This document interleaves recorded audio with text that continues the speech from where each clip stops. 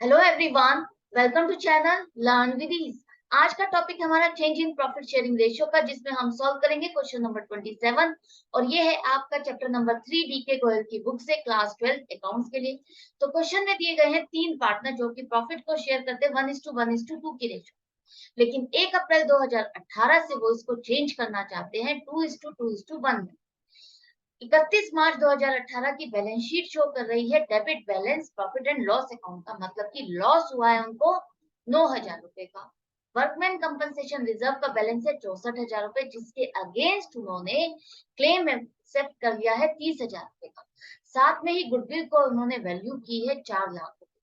अब इन सभी को आप बुक्स में कैसे रिकॉर्ड करोगे, यही आपको जर्नल एंट्री बनानी है।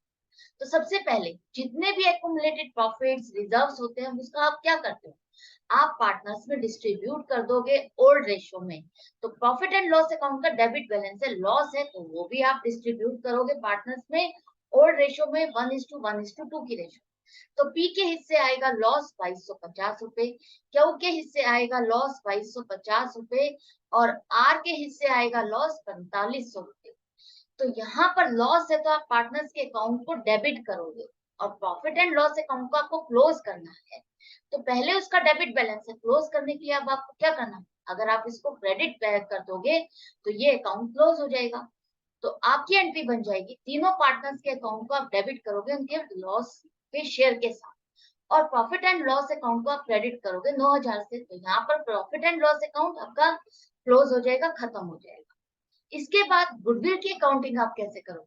गुडविल की अकाउंटिंग के लिए आपको क्या करना है, गुडविल किस तरह से आप देखोगे, किस तरह से अकाउंट करोगे। जब चेंज होता है प्रॉफिट शेयरिंग रेशियो में, तो यहाँ पर क्या होगा, किसी पार्टनर को फायदा होगा, किसी को नुकसान होगा।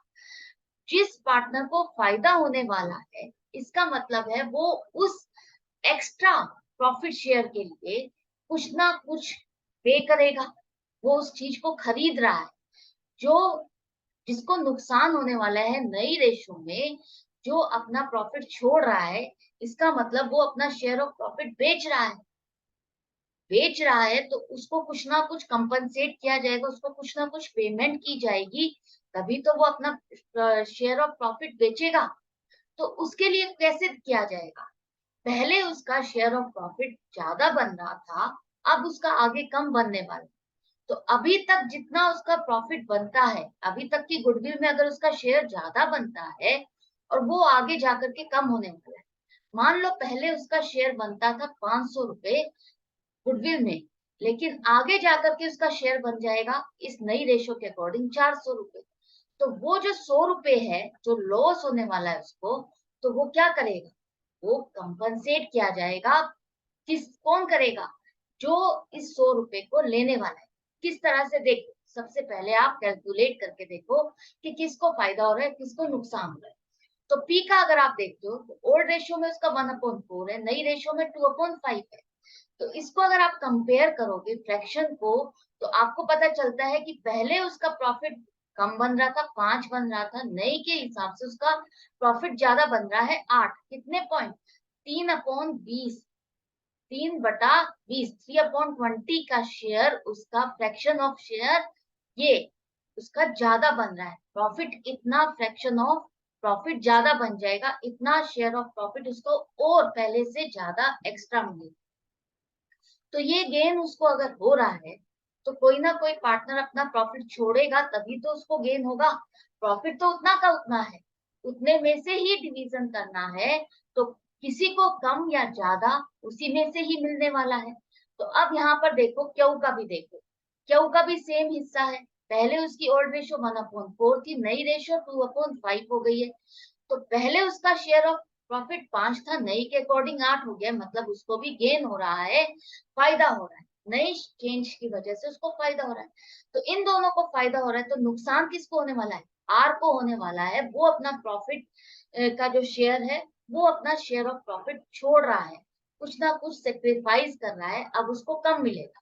तो कम मिलेगा, कितना कम मिलेगा, देखो पहले उसका भी कैलकुलेट करो। तो कैलकुलेट करने पर आपको पता चल रहा है 2/4 थी पहले की रेशियो, और नई के हिसाब से उसकी फ्रैक्शन बन रही है 1/5।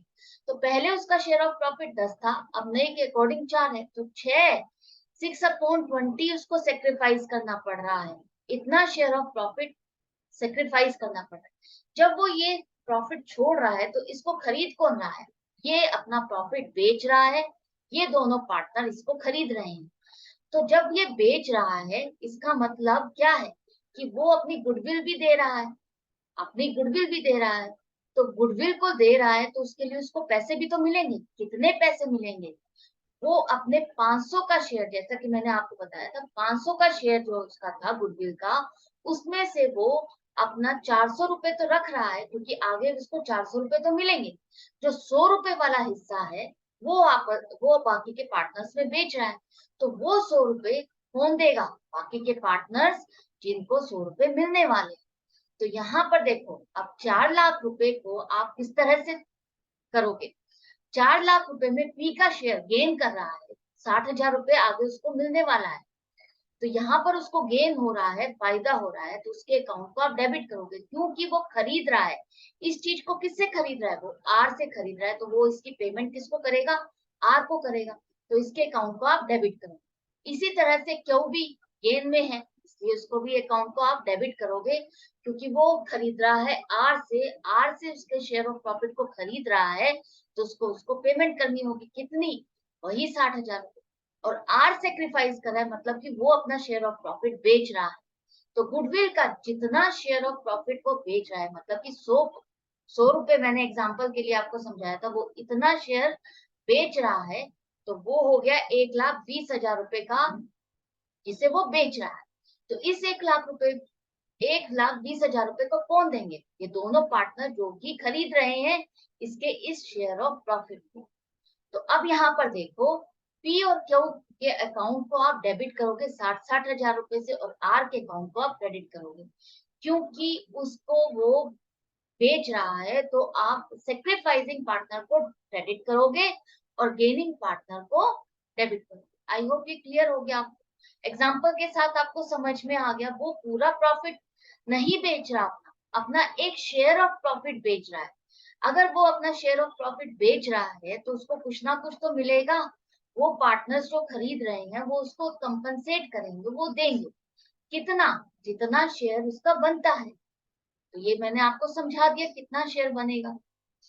अब देखो, workman compensation reserve. Workman compensation reserve आपका है 64,000 रुपए का रिजर्व है। उसमें से क्लेम आपने एक्सेप्ट कर लिया है। वर्कमैन का जो कंपनसेशन है, वो वर्कमैन जो अपना क्लेम करने वाले हैं वो है 30,000 रुपए। तो इसको आपको कहाँ से एडजस्ट करना है? रिजर्व से ही करोगे। रिजर्व आप क्यों बनाते हो? कोई भी रिजर्व आप बनाते हो उस खर्चे को, आने वाली इमरजेंसी के टाइम पर उस खर्चे को मीट करने के। तो आप इस रिजर्व से ही तो इस क्लेम को एडजस्ट करोगे। तो आपके पास कितना बैलेंस बच गया? रिजर्व में फिर भी बैलेंस बच गया है 34,000। ये 30,000 का तो आप खर्चा इसमें से एडजस्ट कर दोगे।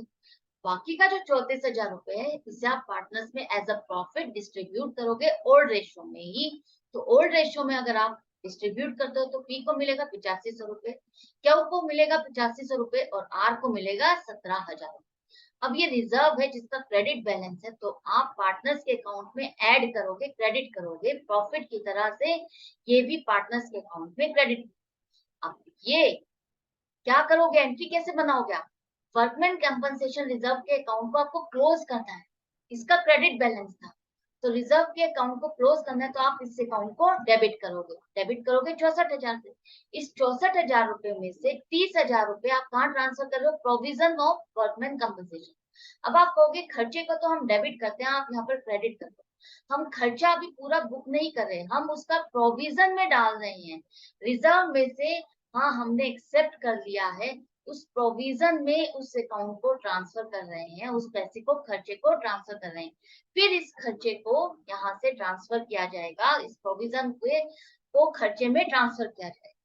तो यहाँ पर सबसे पहले आप प्रोविजन में इसको ट्रांसफर करिए। प्रोविजन ऑफ वर्कमैन कंपनसेशन 30,000 रुपए। एक तरह से इसका नाम चेंज करके आपने ये नाम रख दिया है 30,000 रुपए। बाकी का 34,000 रुपए आप पार्टनर से डिस्ट्रीब्यूट कर रहे हो, जो जो शेयर उनका है। तो 8500, 8500 और 17,000 तीनों के कैपिटल अकाउंट में आप ट्रांसफर कर दोगे। तो यहाँ 64,000 रुपए का आपने डिस्ट्रीब्यूशन कर दिया, ट्रांसफर कर दिया, तो वर्कमैन कंपनसेशन रिजर्व का अकाउंट क्लोज हो गया, क्लियर हो गया। तो एंड में आप नरेशन लिखोगे, transfer of workman compensation reserve balance in old ratio on change in profit sharing ratio. ठीक है, नेक्स्ट है, यहाँ पर आपका ये क्वेश्चन कंप्लीट हो गया। तीनों चीजें आपने बता दी है कि किस तरह से आप अकाउंटिंग करोगे, किस तरह से आप तीनों पार्टनर्स में डिस्ट्रीब्यूट करोगे। आई होप आपको क्लियर हो गया, एक एक चीज समझ में आ गई है। वर्किंग नोट जरूर से बनाना है, जर्नल एंट्री क्लियरली, ताकि आपको पता चल सके कि क्या अमाउंट आपने कहाँ से पिक किया। तो मैं मिलूंगी आपसे नेक्स्ट वीडियो में नेक्स्ट क्वेश्चन के साथ, लेकिन आपको मेरे साथ प्रैक्टिस के लिए बने रहना होगा। उसके लिए चैनल को सब्सक्राइब करो, लाइक करो, शेयर करो। Good bye and take care.